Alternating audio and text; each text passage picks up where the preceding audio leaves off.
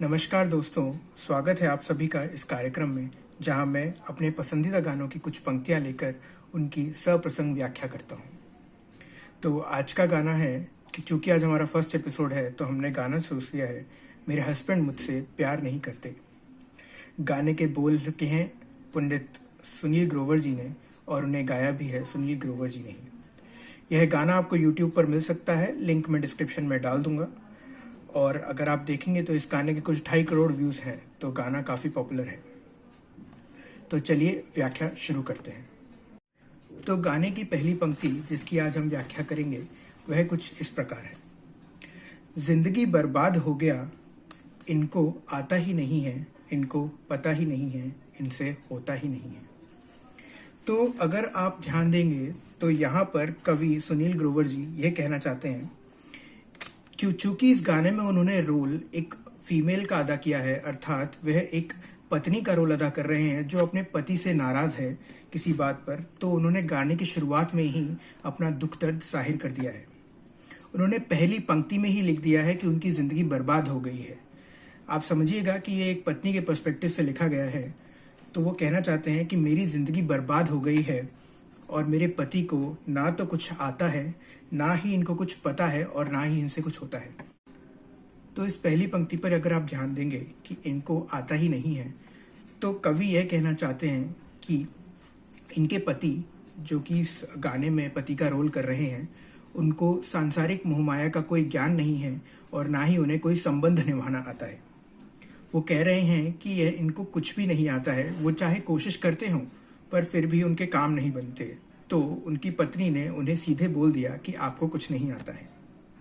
दूसरी पंक्ति है, इनको पता ही नहीं है।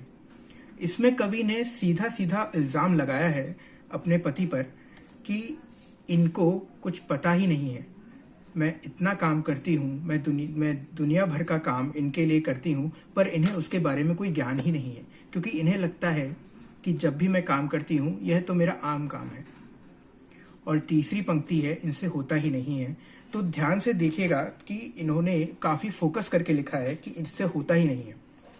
यहाँ पर कवित्री या कवि जो है हमारे सुनील ग्रोवर जी, वो कह रहे हैं कि इनसे कुछ भी कार्य करने को कहो वो नहीं कर पाते हैं।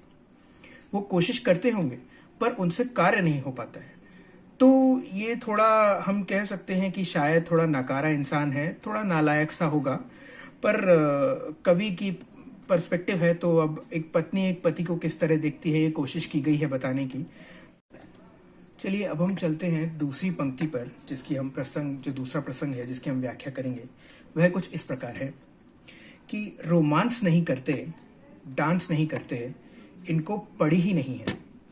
आप समझिए इस बात की गहराई को कि कवि ने सीधा सीधा इल्जाम लगाया है अपने नालायक पति पर, जो हमने पिछली पंक्ति में घोषित कर दिया था कि उनका पति नालायक है, कि इनको कुछ पड़ी ही नहीं है। मैं कितनी मेहनत करती हूँ, मैं दिन भर इनके लिए क्या क्या नहीं करती, पर इनको उसकी कोई परवाह नहीं।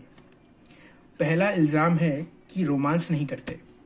पत्नी का कहना है कि जो बॉलीवुड में जो रोमांस देखा जाता है, जो छोटी छोटी चीजें जो हीरो करता है एक हीरोइन के लिए, जिसे हमारी आजकल की दौर में महिलाएं रोमांस का नाम देती हैं, पत्नी कह रही हैं कि वो रोमांस बिल्कुल नहीं करते हैं। वो छोटी छोटी खुशियां उनके लिए नहीं देते हैं।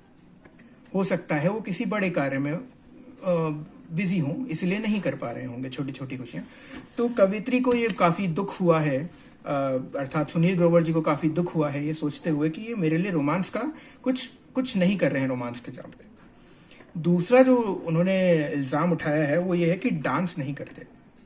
देखिए, डांस नहीं करते, इसे हम थोड़ा जाने भी दे सकते हैं, क्योंकि अक्सर ऐसा देखा गया है कि पुरुष जाति में डांस करने वाले पुरुष काफी कम होते हैं जिन्हें अच्छा डांस आता हो और जो कॉन्फिडेंटली करते हो।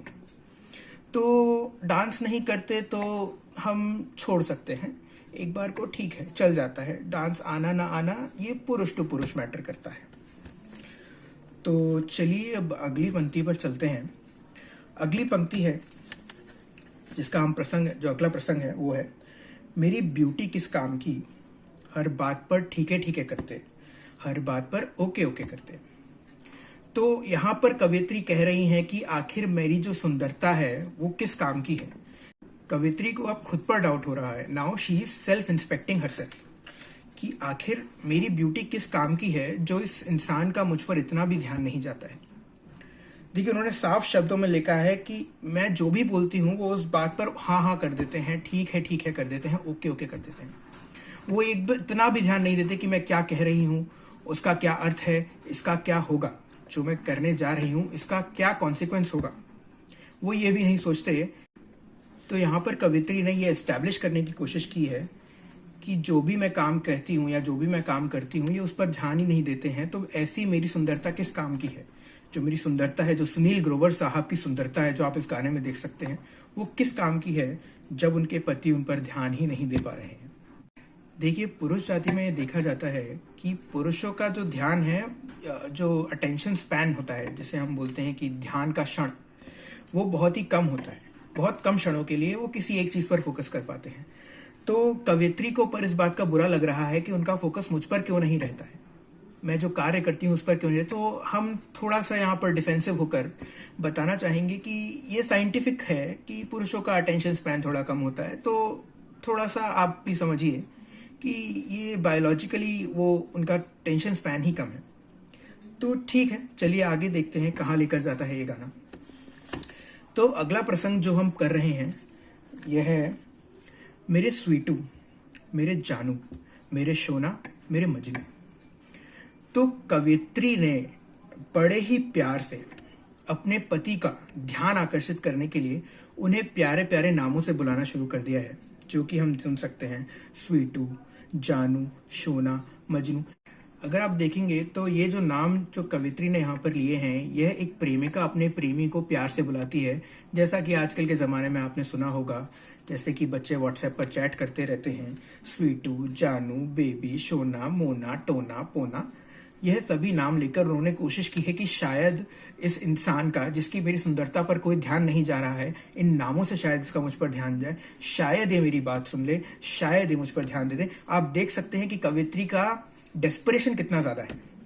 वह हर कोशिश कर रही हैं कि जो उनके पति हैं वो उन पर ध्यान दें, उन पर उनको देखें, उनको समझें और उनके द्वारा किए गए कार्यों को समझें, जो उनके द्वारा मेहनत की जा रही है अपने पति को मनाने के लिए। और इसी के साथ हम अपने प्रसंग की अंतिम लाइन पर आते हैं, जो कि कुछ इस प्रकार है, मेरे हस्बैंड मुझसे प्यार नहीं करते।